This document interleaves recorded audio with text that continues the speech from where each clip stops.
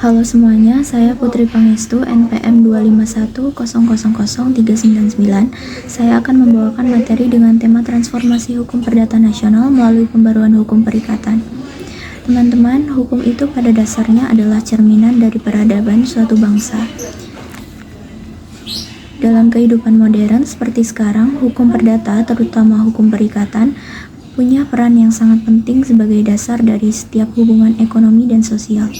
Melalui hukum perikatan inilah kita belajar bagaimana mengatur janji, kesepakatan, dan tanggung jawab antara satu pihak dengan pihak lain. Namun ada hal menarik di balik sistem yang kita pakai sekarang. KUH Perdata yang berlaku di Indonesia merupakan warisan Belanda dari tahun 1847, turunan dari Burgerlijk Wetboek. Bayangkan hampir 2 abad umurnya, tentu banyak ketentuan di dalamnya yang sudah tidak lagi sesuai dengan kebutuhan dan realitas masyarakat modern Indonesia. Setelah Indonesia merdeka, KUH Perdata tetap diberlakukan melalui aturan peralihan Undang-Undang 1945 supaya tidak terjadi kekosongan hukum. Sejak saat itu, hukum perikatan menjadi acuan utama dalam hubungan hukum, mulai dari kontrak, ganti rugi, hingga hubungan antar kreditur dan debitur.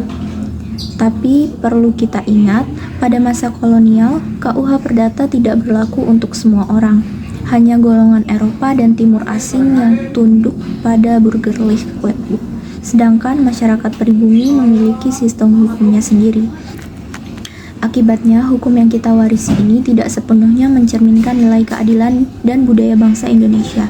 Kini kita hidup di era digital dan globalisasi. Banyak hal baru muncul, mulai dari kontrak elektronik, e-commerce, perlindungan data pribadi, sampai transaksi digital dan pembiayaan inovatif.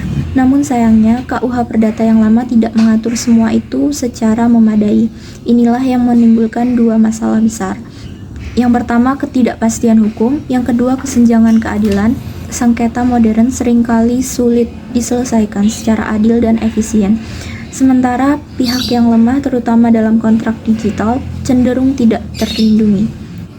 Karena itu, pembaruan hukum perikatan bukan lagi pilihan, tapi kebutuhan mendesak. Kita memerlukan hukum yang modern, inklusif, dan berakar pada nilai-nilai Indonesia.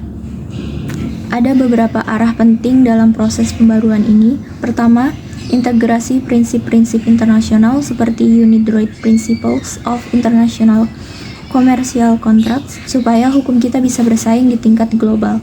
Kedua, akomodasi terhadap hukum perdata Islam selama tidak bertentangan dengan prinsip keadilan dan larangan seperti gharar, maisir, dan riba. Ketiga, penguatan hukum adat agar hukum kita tetap berpijak pada nilai dan keadilan masyarakat lokal. Selain itu, banyak pasal-pasal KUH Perdata lama yang sudah tidak perlu atau digantikan oleh jurisprudensi dan peraturan baru.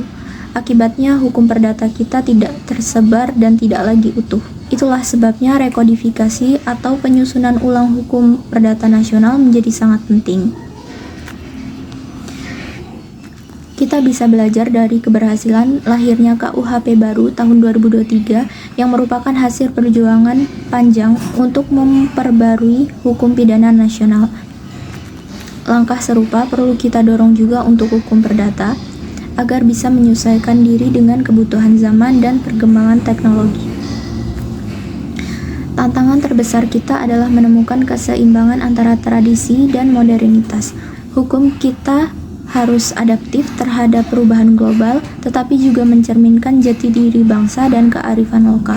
Kalau pembaruan ini berhasil, Indonesia akan memiliki hukum perdata nasional yang kuat, relevan, dan berpihak pada keadilan sosial. Hukum yang tidak hanya hidup di atas kertas, tapi juga hidup dalam masyarakat, memberi kepastian dan melindungi semua lapisan masyarakat. Sekian, terima kasih.